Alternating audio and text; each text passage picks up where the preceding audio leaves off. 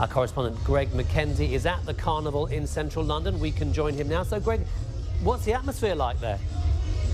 Well, it's very wet here in West London, but that isn't dampening the atmosphere here at the second and final day of the Notting Hill Carnival. And by the end of today, more than 1 million people will have taken to the streets. Now, behind us are some of the sound systems. There's 60 of those in total.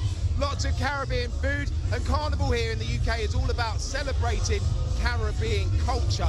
Now with us is Lewis Ben, who is one of the trustee directors of the Carnival. He's responsible for actually organising this event, and I understand planning for something like this takes ages. It is an all year round event. It happens all year round. The planning, working with all the stakeholders to make sure the 2 days go as smoothly and enjoyable as possible. And yesterday was Children's Day here at the Carnival. Today it's more about the adults, and this is where the main festivities take place. So talk us through what happens here today. Yeah, today's the main event for the big people, as we say, where the costume masqueraders, the steel panists, all the sound systems, the calypsonians all come out in full flavour to give them the best of their skills and give a great day, great celebration. And I understand it's 50 years this year of the steel bands being in Notting Hill, but Carnival itself is only 48 years old. Right, what it is, a 3-year celebration. So what we've done, we've recognised the pan pioneers, being Mr. Henderson and Mr. Bettencourt. Russell Henderson and Mr. Bettencourt, who came out in 1964. So this year we're celebrating 50 years of the steel pan on the streets of Notting Hill. Next year we're doing 50 years of the first effectively the first get together at Summer Fair, led by Ruth Lazzett, and bringing together the community. And in 1966 is the first year of the Carnival as we know it today. Wow. And many of the festivities will continue. Thank you, Lewis. And of course, the rain isn't deterring people here in West London. And like you said earlier, by the end of today, 1 million people will have walked through the streets of Notting Hill. Greg, very quickly, what is the one thing that you absolutely have to do at Carnival for people who've never been? Right, for people that have never been, you've got to be able to dance, you've got to blow the whistles, and you just got to join in and have fun. I would dance, but hurt my leg. Back to you in the studio. You've hurt your leg. OK, I've heard that before. Greg Mckenzie at the Notting Hill Carnival there in London for us. Thank you very much, Greg. Police were called here to Talbot Walk at around 10:30 last night after reports of gunfire. On arrival, officers discovered 2 teenage boys who'd been seriously injured from gunshot wounds. They were taken to hospital, where their condition is said to be non-life-threatening. Engineers have been working round the clock since the flyover was closed to motorists almost 2 weeks ago. And once inside, the problems are clear to see. The engineers discovered major defects caused by water damage. And if you can see here, the rust for yourself on this 1960s structure, which will have to be replaced.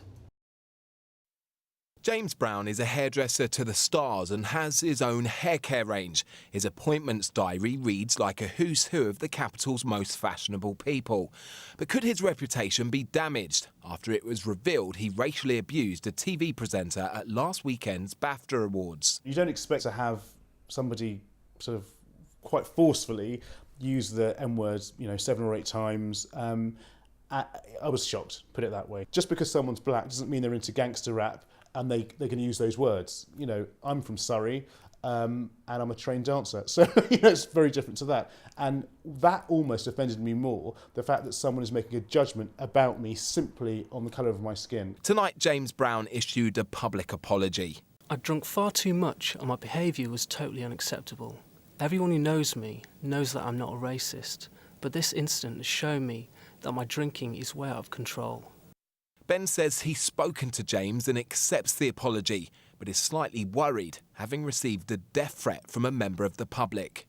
I got an email through my Performing Arts Academy website, someone saying that because I'd written the article, I'd signed my own death threat. So that's now with the police, because obviously you have to take these things seriously. A spokesperson for BAFTA says they weren't aware of the racial incident that occurred at the award show last weekend.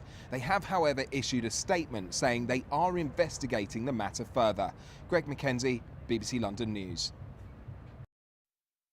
Police were called to this block of flats on Christmas Day morning after neighbours reported hearing loud screams coming from one of the properties on the 8th floor. On arrival, officers discovered the body of a 15-year-old boy in the bath. He had sustained multiple injuries and was pronounced dead at the scene. 4 other children who were also at the property at the time are currently under police protection. Her dear Ali knew the family, but says they only moved in a few weeks ago. I did sense that, they were kind of closed family.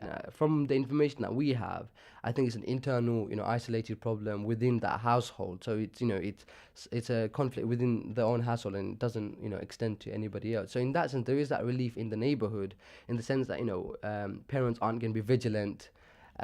We can be safe, knowing that it was just an isolated incident. But it is shocking, especially being so in front of your house. It's just shocking, I guess. A man and a woman, both aged 27, have been arrested and are in custody at separate East London police stations. Detectives have been granted more time to question them over the teenager's death. Greg Mckenzie, BBC London News.